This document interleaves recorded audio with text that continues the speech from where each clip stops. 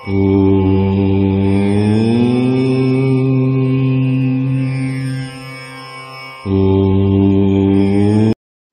வணக்கம்.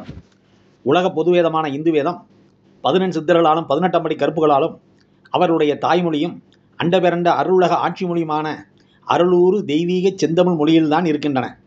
இந்த செந்தமிழ் மொழியில் 323 எழுத்துக்களில் 247 எழுத்துக்கள் அருளுலக நால்வர்களாக, அதாவது குடும்ப ஆண்டவர்களாக, குல தெய்வங்களாக, கிராமத்து தேவ தேவதைகளாக, நாட்டுக்கடவுளாக இயங்குகின்றன.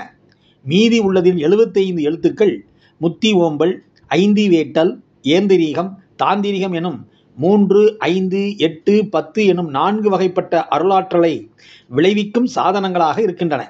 323வது எழுத்து மட்டும் அனைத்துக்கும் ஆருயிர், ஆவி, ஆன்மா என்ற 3ஐயும் வழங்கவும், 3ஐயும் இணைக்கவும், 3ஐயும் இணைத்து பிணைத்து சீவன்களை உண்டாக்கவும், சீவன்களை கூடுவிட்டு கூடு சென்று செயல்படவும் வல்லமை பெற்றவையாக இருக்கிறது. இப்படியாக நமது கடவுட்தமிழ், தெய்வத்தமிழ், தேவத்தமிழ், வேதத்தமிழ் எல்லா வகையிலும் பிண்டங்கள், அண்டங்கள், பேரண்டங்கள், அண்டபேரண்டங்கள் எனும் 4ஐயும் இயக்க வல்லமை பெற்றவையாக இருக்கிறது என்பதை புரிந்து, தமிழே இந்து வேதம், இந்து வேதமே தமிழ்மொழி என்பதை உணர்ந்து எல்லா தமிழர்களும் ஒன்று திரண்டு ஒற்றுமைப்பட்டு ஒருமைப்பாட்டோடு விருப்ப ஆற்றலோடு செயல்பட முன்வர வேண்டும், முன்வர வேண்டும், முன்வர வேண்டும்.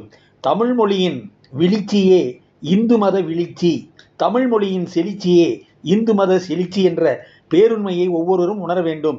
எல்லோரும் இந்து வேதத்தை பற்றி புரிந்தும் தெரிந்தும் ஒவ்வொரு இந்துவும் இந்து வேதத்தை தன் உள்ளத்திலும் இல்லத்திலும் பெற்று போற்றி பயன்படுத்தி நலம் பெற்றிடும் பொற்காலம் உருவாகட்டும் குருவருளால்.